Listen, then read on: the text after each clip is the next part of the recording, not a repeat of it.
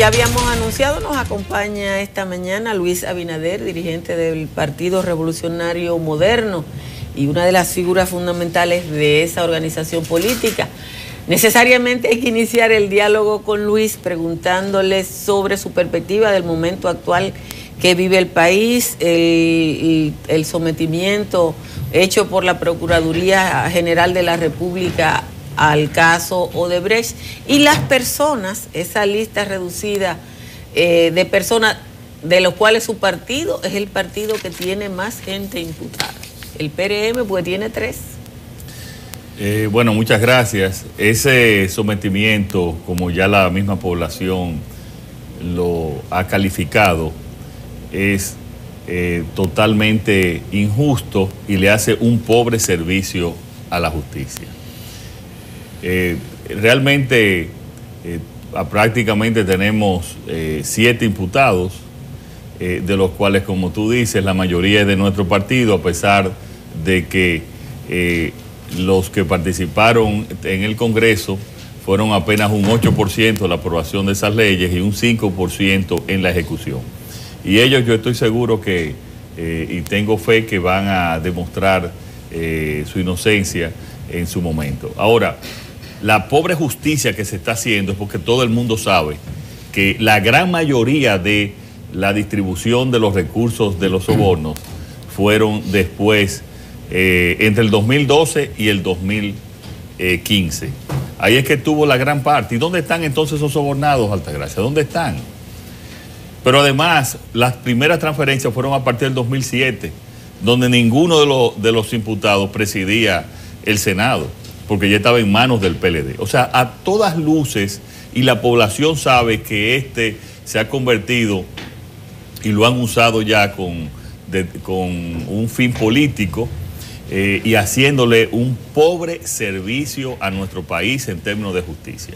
Y por eso, y con esto concluyo, yo creo que aquí tenemos que dar un cambio, tenemos que dar un relanzamiento total en lo que tiene que ver con la justicia. Nosotros hemos hablado desde la primera vez en campaña, y hace unos meses también hicimos un planteamiento de tener un ministerio público independiente que no dependa del presidente del momento, un ministerio público, que fue el caso Brasil. Por eso todo empezó en Brasil, por tener un ministerio público independiente que no dependa de los colores de un partido, que no se use los expedientes con fines políticos, además de una serie de medidas que presentamos en diciembre del año pasado, que tiene que ver con un verdadero control de los fondos públicos del gobierno. La Cámara de Cuentas, aquí la Cámara de Cuentas, primero ahora no le dan, le dan la mitad de los recursos que dice la ley que deben de dar, y nunca tienen dinero para hacer las auditorías que tienen que hacer, cuando debería de obligarse a que la Cámara de Cuentas tenga que hacer una auditoría todos los años de todas las instituciones públicas. Bueno, la ley lo establece, lo que pasa es que ellos no lo hacen. La ley establece una auditoría a la ley de presupuesto y gastos públicos, pero muy limitada, Altagracia. Lo que yo estoy hablando es una auditoría a todas las instituciones, y especialmente empezar por las que tienen mucho mayor presupuesto, pero de todas las instituciones. Cuando tú tienes una auditoría y un auditor constantemente, por un lado la Cámara de Cuentas, que está supuestamente a ser, entre comillas, el auditor independiente, y la Contraloría, ya la auditoría interna del gobierno, si está una cada 6 meses y la otra cada año, yo le digo a ustedes que se reduce, y mi experiencia me dice en la gerencia privada que se reduce cualquier acto ilegal en más de un 70%. Y después entonces acabar con la impunidad, con un ministerio público independiente y con una justicia también independiente. Bueno, Luis, pero el caso de Odebrecht no solo tiene repercusiones en el ámbito de la justicia, sino también político. Y ocurre ahora esta fase del caso de Odebrecht en un momento que se está discutiendo la ley de partidos. Y había corrido la información de que el PRM y la facción que usted encabeza estaban en acercamiento con el Palacio y el presidente de la República para buscar una vía a la ley de partidos políticos y al tema de la primaria. Ayer fue desmentido. ¿Cuál es el punto real de esto? No, pero una cosa no, nosotros nunca vamos a ver, ni hay ninguna relación una cosa con la otra. En el caso de la ley de partidos, nosotros fuimos lo contrario, nosotros fuimos que paramos la imposición que querían desde el gobierno con la ley de primarias abiertas, y nosotros detuvimos esa situación. Ahora, nosotros no nos vamos a meter en el juego del PLD, que tiene 18 años esa ley estancada, así mismo como la ley electoral. La tienen estancada, y hay un chantaje también de un sector donde quiere que le solucionen un problema a ellos, un traje a la medida, y muchas veces no quieren ley. Y también entonces el otro sector, que es el caso del gobierno, que lo que quiere es que imponer unas primarias abiertas. Y nosotros lo que tenemos que hacer es buscarle una vía para que pueda salir esa ley, pero que pueda salir esa ley realmente para beneficio del sistema político de la República Dominicana. Y no solamente la ley de partidos, sino también la ley electoral, que es igual de importante. Pero no tiene que haber alguna relación. Nosotros nunca vamos a tener ninguna relación. Ese es un chantaje que hacen también de un sector y de otro, porque lo que tienen es el PLD. El PLD, las dos facciones del PLD, tienen 18 años ahí, luchando entre una cosa y la otra, y que yo lo que al final creo es que no quieren ley para no regularse y hacer lo que les venga en gana, tanto en su partido como lo han hecho también en las elecciones generales. Bueno, podría ser que no quieren la ley o que quieren un tollo de ley, porque hay que decir que lo que se está conociendo en el Congreso ahora es un tollo que propuso Reinaldo Pared, y que cuando uno lo lee, le da la impresión que es para que la rechacen. O sea, Reinaldo Pared coge el proyecto original de la Junta Central Electoral, hace un lío tan grande que no hay manera que quede bien, y cuando uno lo lee le da la impresión de que fue hecho así a propósito. Ahora bien, yo quiero retomar la pregunta de Nieves en el sentido, usted está expresando su opinión, uno ve que el expresidente Hipólito Mejía, sin embargo, aparece de acuerdo con unas primarias abiertas y lo ratifica, y le da impresión de que su partido no tiene una posición de bloque en el sentido de esa ley o de las relaciones con el partido oficial. No, nosotros tenemos una posición que el partido está aprobada. Ahora, que el presidente Mejía tenga una opinión, ese es su derecho. Y eso se discutió en los organismos debidos, y hemos estado ya todos de acuerdo. Imponer primarias abiertas es inconstitucional, es imposible. O sea, eso no puede pasar de ninguna manera.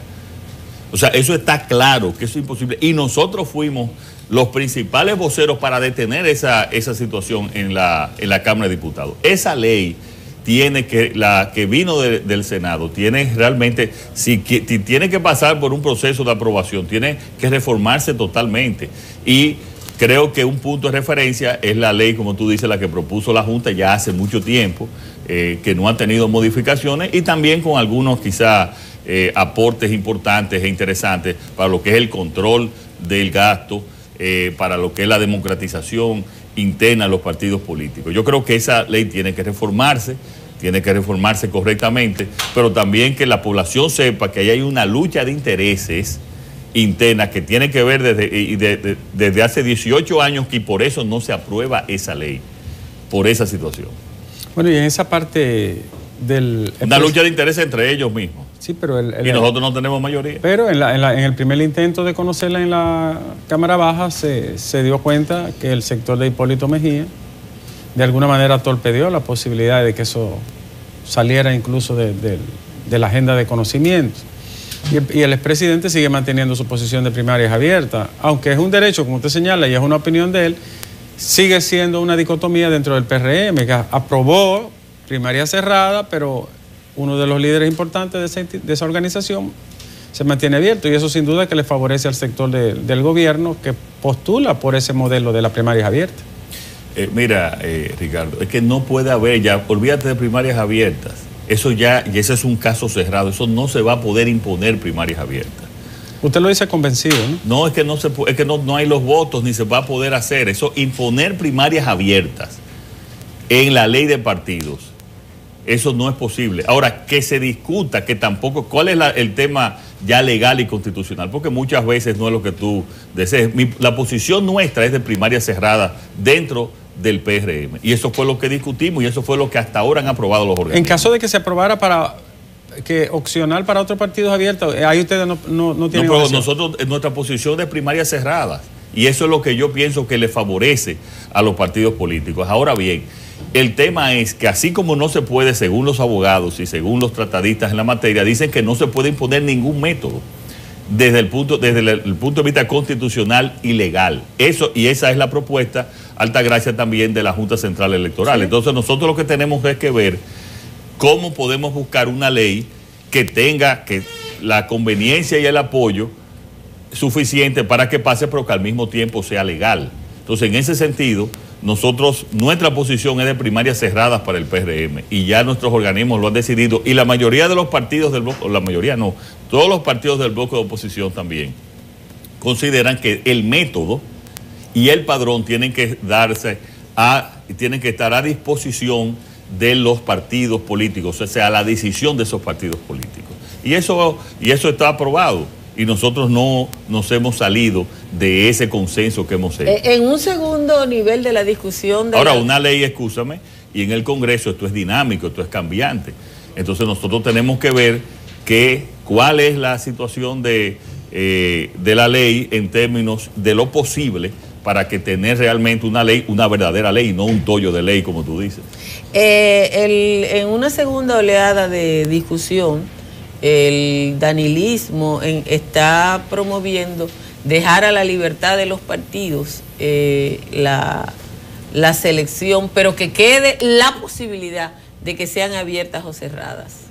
Es que yo pienso que nosotros ninguna ley puede mencionar primaria abierta o cerrada, porque muchos partidos incluso se van a ir por el tema de asambleas o de convención de delegados. Entonces eso no puede mencionarse.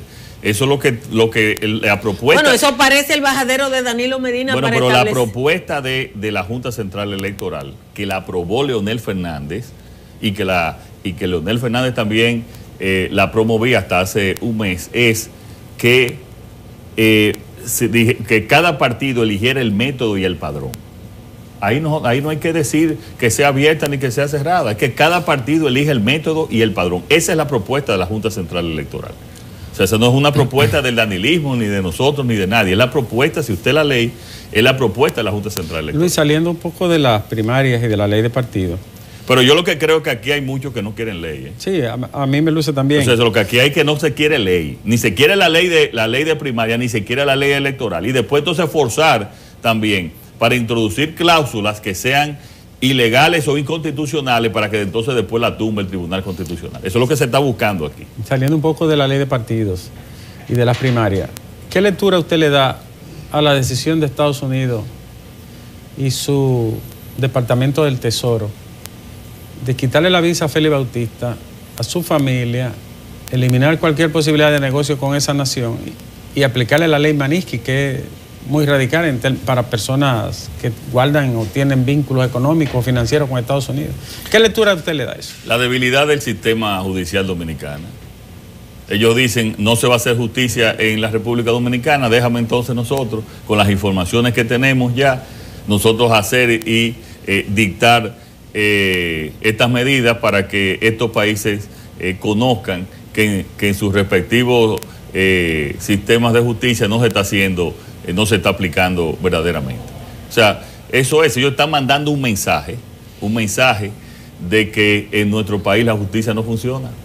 Esa es la lectura que se le puede dar a esas medidas. Bueno, que quiero decir que la de Félix no es reciente. No. O sea, ahora se conoció recientemente, pero él mismo dijo que... No, hay una sanción vieja, sí, que es cuando le quitan la visa, y hay una sanción nueva, que es la inclusión en la lista OFAC. Sí. O sea, la inclusión en la lista OFAC fue la que se produjo el año pasado, y de ahí se deduce una sanción que ya era vieja. Sí. Pero eso es parte de que el gobierno norteamericano, repito, dice, aquí no se está haciendo justicia, porque Félix fue descargado en el sistema. No al lugar, no fue descargado, no fue procesado. Bueno, pero... O sea, el juez Mocoso Segarra ni siquiera encaminó el proceso, y con uno al lugar... Entonces ese es el problema que hay en este país, porque cuando se ven esos casos de robos, de robos menores, no estamos hablando del asesinato ya que ustedes estaban describiendo, que ya es parte, pero de robos menores. Entonces la gente dice, aquel se puede robar 2.000 millones o 20.000 millones, y entonces solamente la justicia paga que me robó una bicicleta o que me robó un motor. Ese es el grave problema que hay en la República Dominicana. Y por eso es que esto es un problema sistémico, que esto tiene que cambiar. Y esto tiene que cambiar con un pacto de los sectores que entienden que tiene que cambiar en la República Dominicana. ¿Usted está proponiendo un pacto contra la impunidad o contra la corrupción? No, pero ya yo lo propuse en diciembre. Yo lo propuse y se lo vamos a enviar a ustedes. Un pacto bien detallado con una serie de medidas contra la impunidad, contra la corrupción y para institucionalizar nuestro país. Donde el presidente de la República se desprende de la discrecionalidad de nombrar al Procurador General de la República, que sea un Ministerio Público independiente. Donde nosotros podemos, ese error que se cometió en la Constitución del 2010, donde le agregaba otro voto más al presidente en el Consejo Nacional de la Magistratura, agregando al procurador, nosotros restablecer de que solamente el presidente tenga un solo voto, porque eso le agregó 2 votos al presidente. Sí, porque de la República. el procurador actúa como incondicional. Y cuando le dice que le agrega 2 votos, claro, es un empleado del presidente, que le dice que le agrega 2 votos, tú tienes entonces más influencia del presidente en la justicia. Y esa no fue la naturaleza de la Constitución y de las reformas que se hizo en el 94. ¿Usted cree ni el espíritu de esa hay Constitución? un espíritu con todo lo que ha pasado y con las sanciones que se han impuesto desde Estados Unidos? La gente, una parte de la población y analistas están viendo el sistema de partido de la República Dominicana cuando a propósito de los escándalos en el PLD te dicen hay que salvar a los partidos políticos. ¿Usted cree que estos partidos con los niveles de corrupción interna que tienen puede sobrevivir este sistema? Bueno, mira, yo te puedo hablar del PRM. Nosotros fuimos el único partido que en los últimos 13 años ha hecho una convención interna de renovación de sus dirigentes, con sus defectos, con sus imperfecciones, pero hemos sido el único partido. Fuimos el único partido en las elecciones pasadas que seleccionó en una convención a su candidato presidencial. No somos perfectos, pero vamos caminando en tratar de mejorar y en tratar de democratizar nuestro partido y nuestra institución. Y yo le digo al pueblo dominicano que puede tener esperanza de que vamos a ir y vamos a continuar mejorando en ese sistema. Y cuando tú hablas de corrupción, yo te puedo decir que nuestro partido en la selección de las candidaturas, tanto a nivel de la elección del 2016 como también de la elección dirigencial ahora del 2018, pudieron haber imperfecciones, pero nunca actos de corrupción en esa selección de los candidatos. Y por eso es que yo digo, Altagracia, que hay que quitarle el poder, y lo dice también la mayoría, y es las recomendaciones de todos los sectores, quitarle el poder que tienen las cúpulas partidarias, aún la influencia que yo personalmente pueda tener actualmente en el PRM y que puedan tener otros, pero hay que quitarle el poder a esas cúpulas partidarias para que puedan realmente ser democráticas y elegir los liderazgos en cada partido. Y por eso es que queremos. Pero ahí hay elementos distintos, ahí hay elementos como que nosotros tenemos un esquema clientelar y en muchas localidades no ganan los mejores candidatos, sino los que tienen más dinero. Pero ya está bien, ya ese es otro proceso que se nos escapa a nosotros. Yo te estoy hablando ya de lo que es el sistema de partidos. Yo pienso que en este caso también la ley lo contempla, una selección de la dirección para esos casos de personas notables que puedan ser seleccionadas por sus condiciones y no por su capacidad de, como tú dices, de voto clientelar. Pero ya ese es otro aspecto. Tampoco podemos, Altagracia, ni podemos nosotros solucionar todos los problemas a la vez.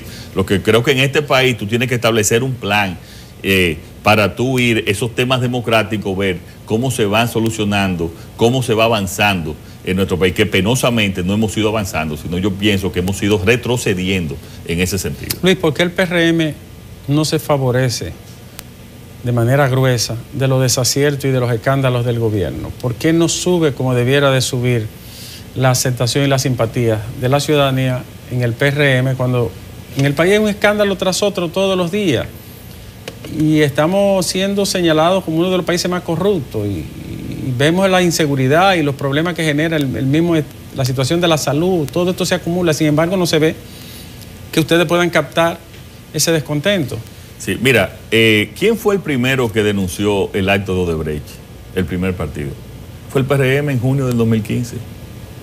¿quiénes fueron que llevamos? Nosotros hemos llevado como alrededor de 7 casos e instancias legales a la Procuraduría con el caso de Brecht. ¿Quién fue que hizo aquel famoso video que se nos prohibió? Fuimos nosotros, el PRM. O sea, nosotros fuimos que llevamos la voz cantante sobre este caso. Hemos apoyado también la Marcha Verde. Que nos falta, es cierto, porque tenemos 6 meses envueltos en los procesos de reestructuración de nuestro partido. Hemos estado mirando mucho hacia adentro. Ahora nosotros vamos a mirar hacia afuera y es parte de lo que tenemos. Nosotros tenemos sí que identificarnos. Más allá de la simple rueda de prensa, de la simple nota de prensa, nosotros tenemos que identificarnos con los problemas, que identificarnos y también tener propuestas a las soluciones. En eso estamos de acuerdo y nuestro plan es hacer esto en el segundo semestre de este año, a partir del 1 de julio, con un plan de crecimiento y de contacto. Nosotros, personalmente, yo estoy haciendo un plan que lo empezamos la semana pasada de contacto con los sectores sociales de nuestro país. Estoy teniendo contacto con juntas de vecinos, lo vamos a tener también con asociaciones de diferentes índoles y ese es el plan de lo que nos queda ya que tenemos organizado y legitimado nuestro partido. Recuérdate, Ricardo, que nosotros hicimos un partido fue de 2 sectores, de 2 grupos que por las razones que conocemos de afectar la democracia y por no tener ley de partido, tuvimos que salir del PRD. Entonces ahora es que hemos democratizado, que hemos legitimado esa dirección y vamos entonces a conectarnos a la calle.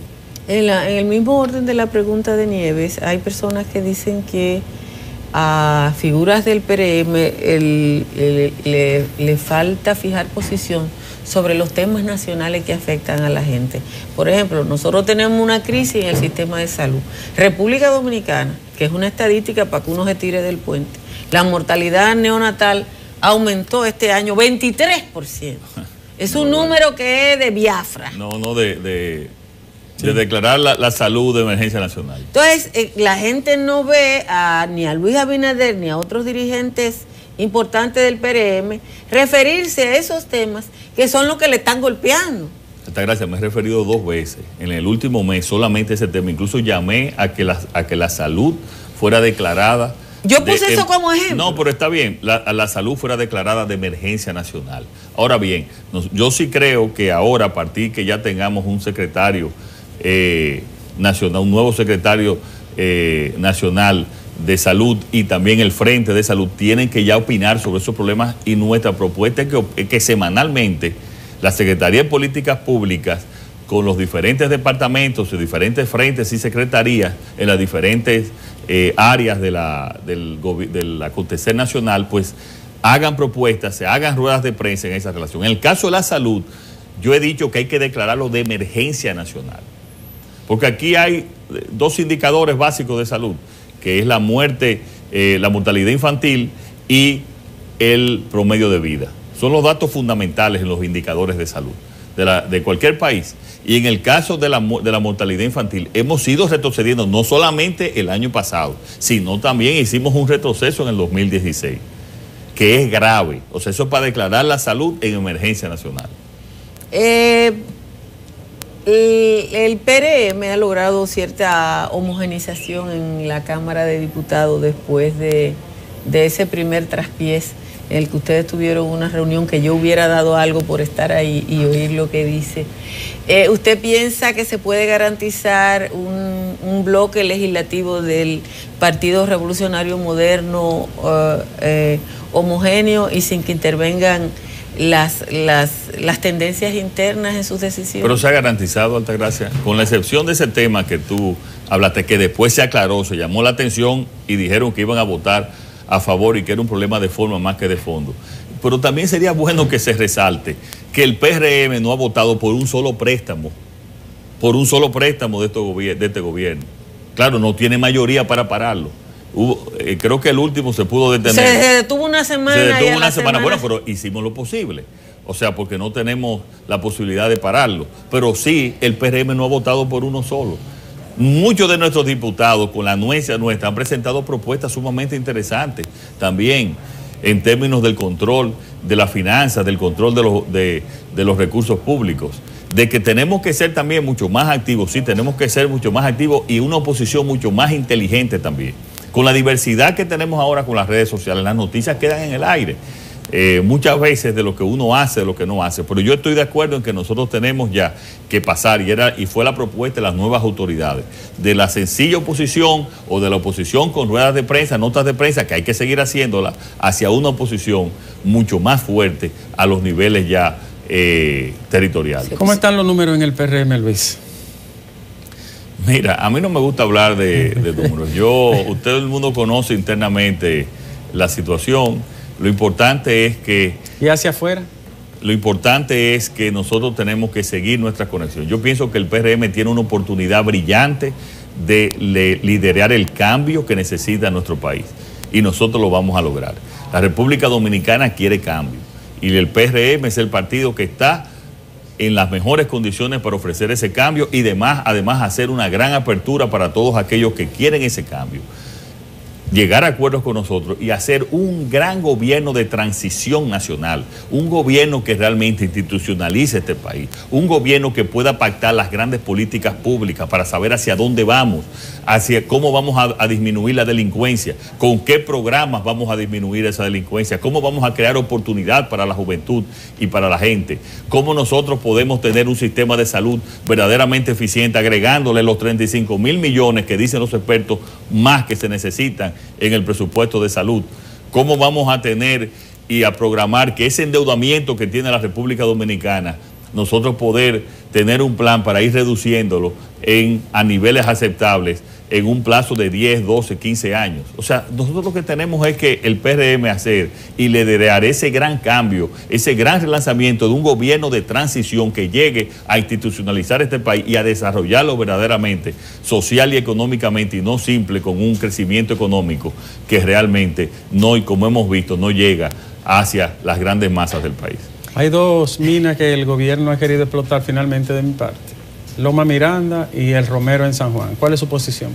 Mira, sobre la Loma Miranda, nuestra posición ha sido muy clara de que ni siquiera tenemos un estudio de impacto ambiental que diga, y por lo tanto es imposible en estos momentos su explotación. Sobre el caso de San Juan, a nosotros nos gustaría, como lo dijimos en una declaración allá, que haya una opinión, un impacto ambiental, del estudio de impacto ambiental, para nosotros entonces determinar nuestra posición.